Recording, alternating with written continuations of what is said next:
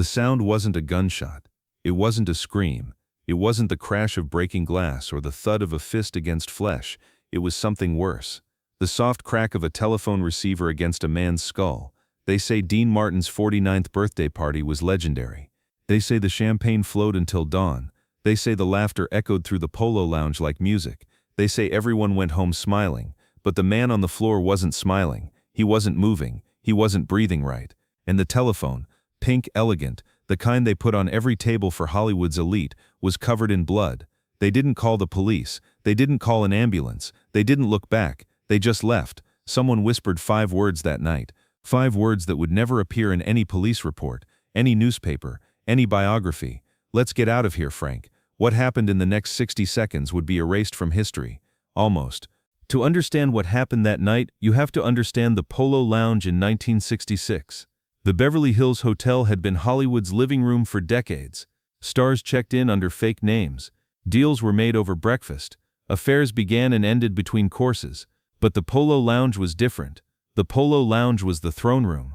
Green leather booths lined the walls. Soft lighting made everyone look 10 years younger. Waiters who had served Gable, Bogart, and Monroe glided between tables with practiced silence. And on every table sat a pink telephone, not for decoration but for power. Studio heads closed contracts on those phones.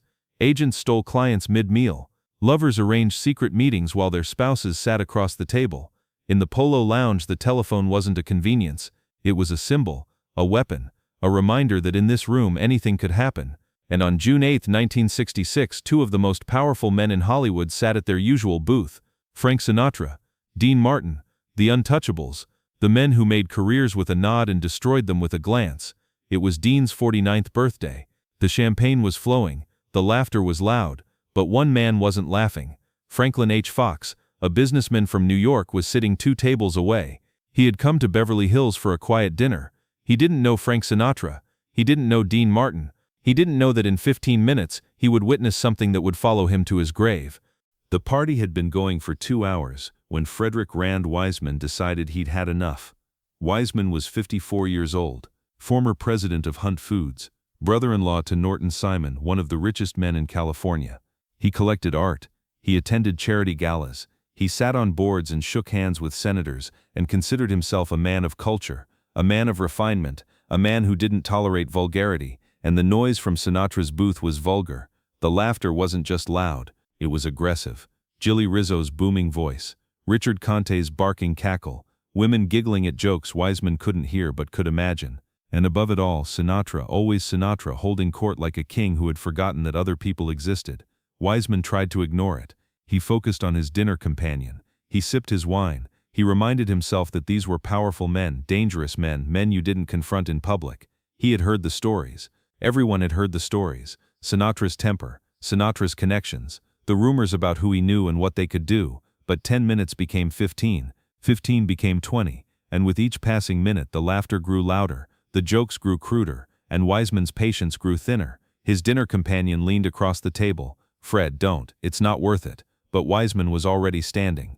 Weisman didn't see the danger. He didn't read the room. He didn't notice Jilly Rizzo's hand moving under the table. He didn't know that in 5 minutes he would be on the floor. He didn't announce himself. He didn't clear his throat or wait for a pause in the conversation. He just walked to Sinatra's booth and stood there, his shadow falling across the table like a verdict. Frank looked up. He didn't smile. He didn't frown. He just looked the way a cat looks at a mouse that has wandered too close. "You talk too loud," Weisman said. His voice was steady, controlled, the voice of a man who was used to boardrooms and negotiations, not bar fights in back alleys. "Some of us are trying to have a civilized dinner." The table went quiet. Jilly Rizzo's hand stopped halfway to his glass. Richard Conte's smile froze on his face. The women looked down at their plates, but Dean didn't move. Dean didn't speak. Dean just watched with those half-lidded eyes, the eyes that always looked sleepy but never missed anything.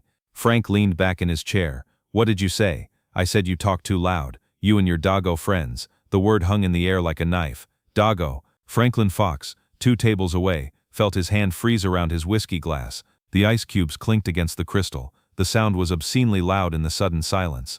He had heard stories about Sinatra. Everyone in America had heard stories. The fights, the vendettas, the men who had crossed him and disappeared from Hollywood forever. But Fox had never seen it in person. He had never seen that look in a man's eyes, the look that said something terrible was about to happen, and nothing in the world could stop it. Frank. Dean's voice was barely a whisper. Let it go. But Frank didn't let things go. Frank never let things go. You want to say that again? Frank's voice was quiet, almost gentle, conversational, the most dangerous voice Dean Martin had ever heard. Dean knew that voice. He had heard it in Steubenville, in the back rooms of illegal casinos, in the alleys behind speakeasies where men settled disputes with fists and bottles and worse. He had heard it before 100 fights. He had heard it before blood was spilled. But this wasn't Steubenville. This was Beverly Hills. This was the Polo Lounge. And in Beverly Hills the weapons were different. The consequences were different. The cover-ups were more expensive. Weisman didn't back down. His face was red. His hands were clenched at his sides. He had money. He had power. He had connections that stretched from California to Washington. He had never backed down from anyone in his life. You heard me, Weisman said. You wops think you own this town. You don't own anything. You're just loud, vulgar, greasy. He didn't finish the sentence. What happened next took less than 3 seconds, but it would take 30 years to cover up. The first punch came fast. Later, no one would agree on who threw it. The police reports would list unknown assailant. The newspaper articles would say a scuffle broke out. The biographies written decades later would hedge with phrases like allegedly and reportedly and according to some witnesses. But Franklin Fox saw it. He saw everything. Sinatra moved first. His right hand came up from the table, not a wild swing, but a sharp, precise jab that caught Weisman square on the jaw. The sound was wet, meaty, the sound of bone against bone. Weisman stumbled backward. His arm caught a champagne bucket. Ice and water and a bottle of Dom Perignon exploded across the floor. Crystal glasses shattered against marble. A woman screamed, a short, sharp sound that was swallowed by the chaos. But Weisman didn't fall. He caught himself on a chair. He wiped his mouth with the back of his hand, and then he did something that surprised everyone. He swung back. It was a wild punch. Desperate. The punch of a man who had never been in a real fight, who had never felt his knuckles connect with another man's face, who had spent his whole life paying other people to handle problems like this. It missed Sinatra by 6 inches. But it didn't miss the table. Weisman's fist crashed into a tray of glasses. More crystal shattered. Champagne sprayed across white tablecloths. And now Gilly Rizzo was standing, and Richard Conte was standing, and the booth had become a battlefield. Dean grabbed Frank's arm. Let's get out of here, Frank. His voice was calm, steady, the voice of a man who had seen too many fights end badly, too many nights turn into disasters, too many good times curdle into tragedy. But Frank wasn't listening. Frank never listened when the rage took over. Not when someone had called him that word. Not when someone had insulted him in front of his friends, his women, his whole court of admirers. Not when someone had made him feel like the poor Italian kid from Hoboken again. Another punch. Weisman's head snapped back. He crashed into a table, not his own but the one behind him, the one where a retired film producer and his wife were celebrating their anniversary. More screams, more shattering glass. The retired producer grabbed his wife and pulled her toward the exit. Franklin Fox should have run. He should have stood up and walked out and pretended he had seen nothing. That's what everyone else was doing.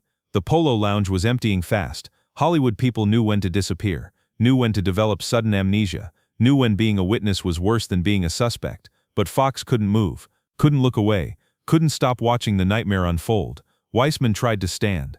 Blood was running from his nose, from a cut above his eye, from somewhere in his scalp. His expensive suit, hand-tailored, probably cost more than most people made in a month, was torn at the shoulder. His silk tie was spotted with red, but he wasn't finished. He lunged forward, his hands reaching for Sinatra's throat, and then someone grabbed the telephone. It was pink, elegant, the kind of phone that sat on every table in the Polo Lounge, a whimsical prop for the powerful, a toy for the elite, a status symbol wrapped in pale rose plastic. It wasn't whimsical anymore. The receiver came down. Once. The sound wasn't loud. It wasn't dramatic. It wasn't the crack of a gunshot or the crash of breaking furniture. It was just final, a dull, wet thud that cut through the chaos like a whisper through a scream.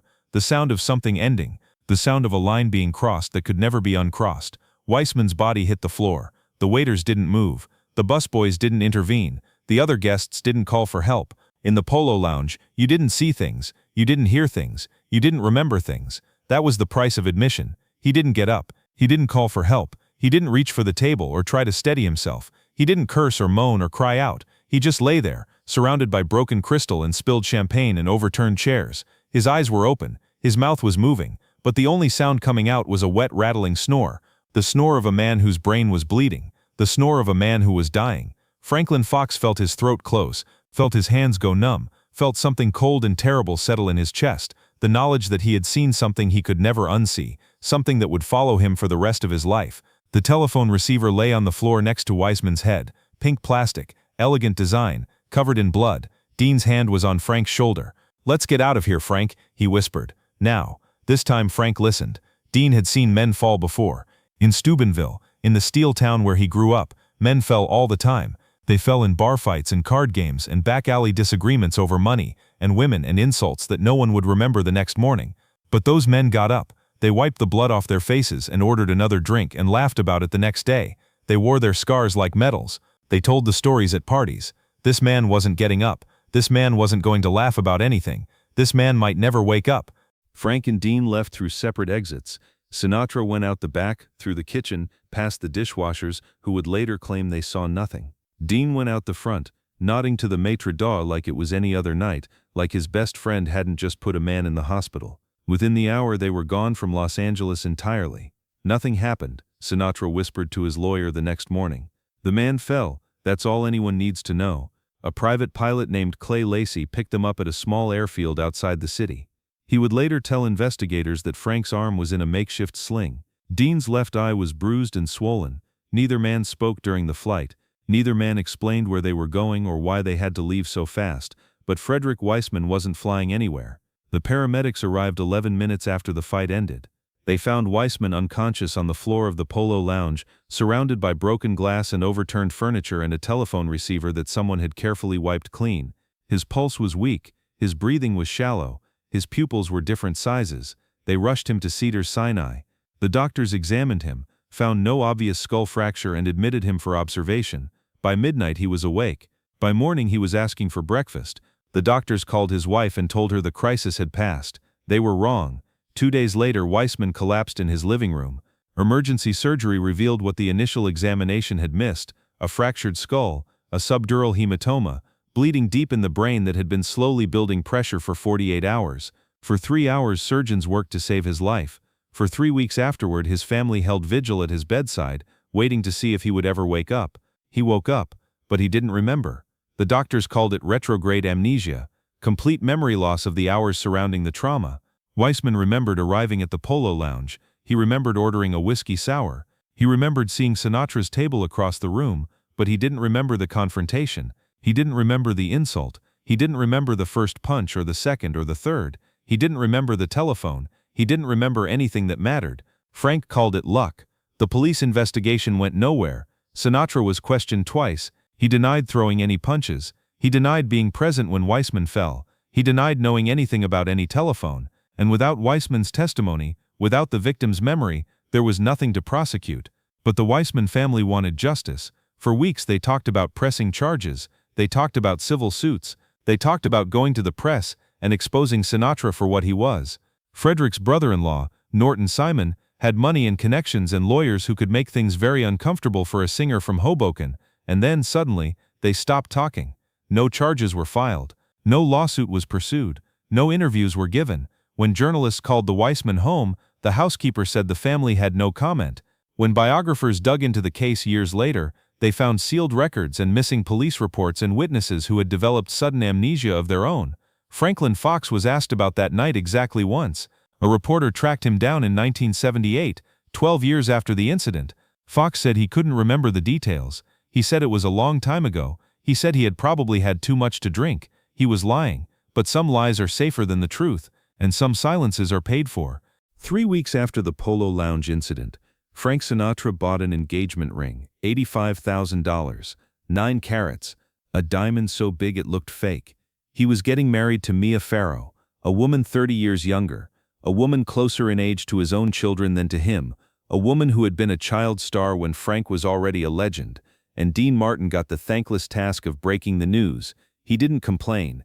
He didn't refuse. He didn't ask why Frank couldn't make the calls himself, why Frank couldn't face his own children, why Frank always needed someone else to clean up the messes and deliver the bad news. He just picked up the phone. He called Nancy Jr. and told her. He called Frank Jr. and told him. He called Tina and told her too. He told them their father was getting married.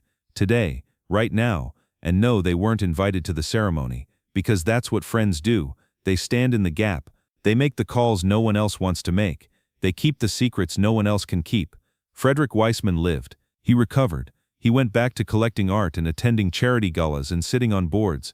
He went back to his life as if that night had never happened, because for him it hadn't. It was a blank space in his memory, a void where 3 hours used to be. He died in 1994 at 82 years old, peacefully, in his sleep. He never remembered the Polo Lounge. He never remembered what he said to Sinatra. He never remembered the telephone. But the Polo Lounge remembers. They still have pink telephones. They sit on every table just like they did in 1966. Elegant, whimsical, props for the powerful, toys for the elite. But if you sit at table 12, if you know the history, if you know where to look, you might notice that the surface isn't quite smooth. There are scratch marks in the wood, faint grooves where something heavy was dragged across the finish, where a telephone became a weapon, where a birthday party became a crime scene, where Hollywood learned once again that some men were untouchable. Power isn't about money, it isn't about fame, it isn't about how loud you can laugh, or how hard you can punch, or how many people fear your name. Power is about who cleans up after you, and who stays silent. Remember the pink telephone, remember the man who fell, remember the friend who whispered, "Let's get out of here, Frank," and remember he did.